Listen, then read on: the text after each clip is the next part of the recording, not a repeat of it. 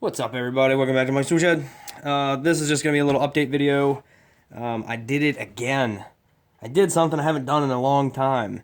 I drunk ordered online. I had a really bad problem with this like 10 years ago.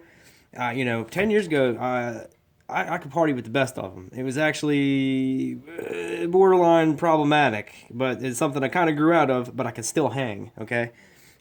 But I used to wake up, and not really remember anything that happened the night before. A couple days later, there's packages just start showing up at my house, and it was like dumb shit. It was like LED color changing shower head or a fucking marshmallow launcher. Just the dumbest shit.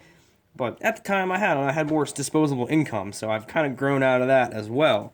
But I got myself again, maybe 3 or 4 weeks ago. I ordered these from eBay, and I do vaguely remember ordering these, but I got these because every time I do a Ratchet video, someone, if not multiple people, say, "Hey man, you gotta try 120 XP.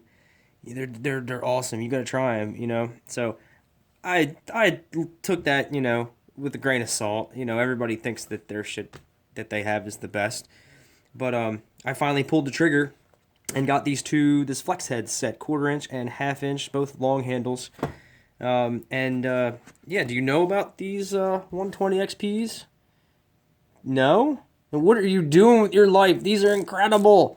Listen to that. Listen to how many teeth it has. It's got 1.2 million teeth. I'm not even exaggerating. There's a million teeth in there. These things feel amazing. I cannot wait to use them. But no, they are really really nice. I kind of sad that it took me this long to get them. The one thing I did notice though is I got a really good deal on these on eBay, and sometimes you win some, sometimes you lose some on eBay. Sometimes it's kind of a crapshoot, but I think the guy, when looking back, I'm sure I didn't look at this at the time, but looking back at the auction, the guy had a really good rating, like 100% positive. But the thing is, they took 3 weeks to get here, and I did go back and look at the shipping. These just arrived yesterday. Total surprise.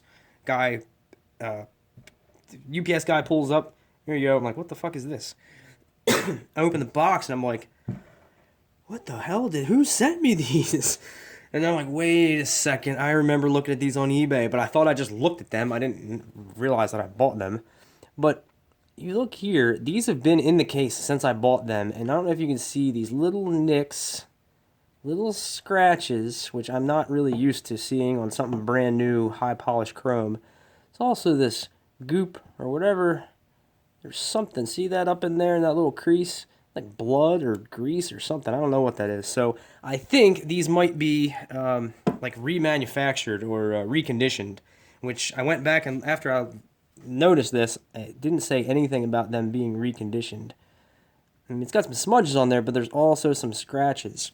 Also, a dead giveaway was that this little 1/4 inch one, I don't know if you can tell, the head is cocked. It is cocked this way. I don't know if you can see that. You can kind of see it there. There's more of the head sticking out this way. There.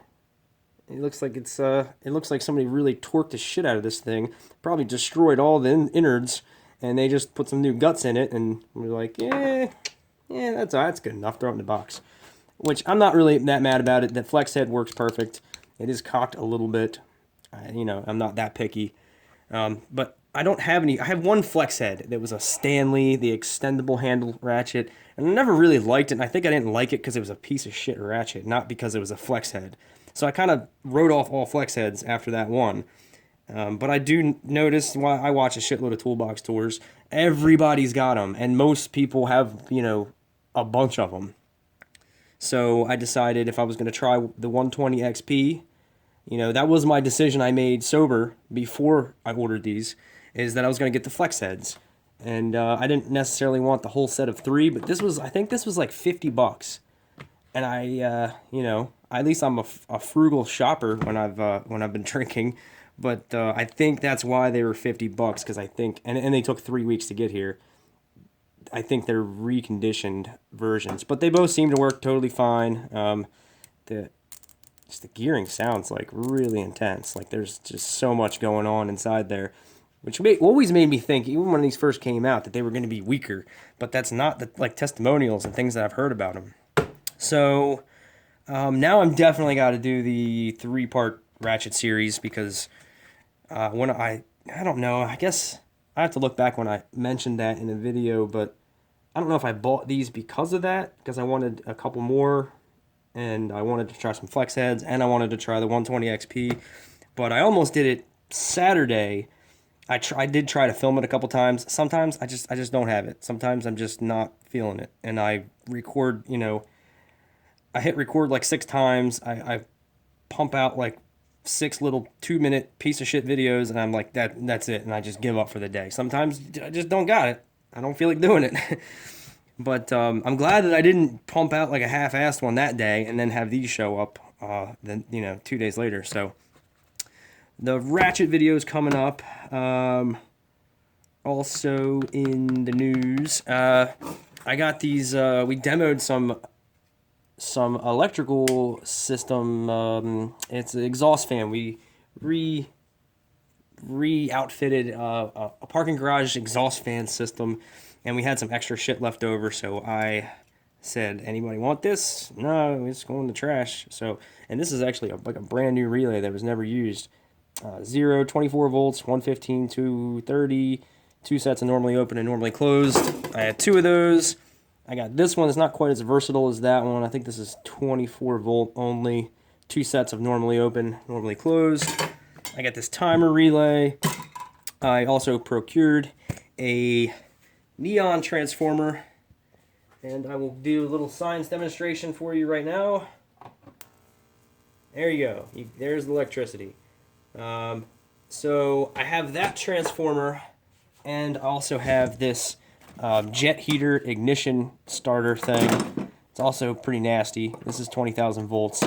So I'm going to implement one of these into the booby trap for the shed, and I'm implementing the other one into the bug zapper.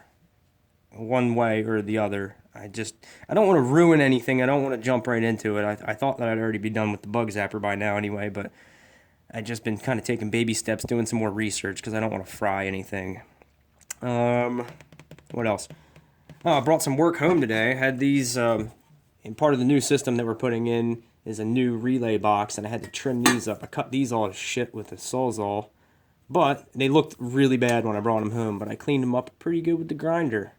Did a little homework, I figured all the times I've fucked off at work, I could do a little free stuff at home on the bench grinder.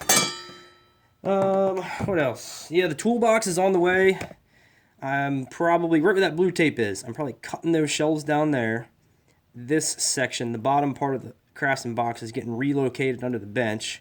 The top part, I'm probably taking off this riser, and that top box is going to sit on the new Husky box. So that should be here. It's still, the delivery estimate still says this Wednesday, but, probably because I just mentioned that in this video, that truck that it's on right now, it just got cut off. It's swerving, and now it's rolling. Now it's flipping over with my toolbox in it. So, yeah, that's probably going to take another 2 weeks just because that's how my fucking luck goes with everything. That's it. Toolbox is on its way. Ratchet video is on the way. I got some cool electronics. I'm going to integrate the, because I can take that Raspberry Pi and activate this. I might actually need another relay between the Raspberry Pi and this, because I don't think I can put 24 volts through that. But either way, I'm gonna have some relays and some sensors, and maybe a key fob to unlock and lock the shed.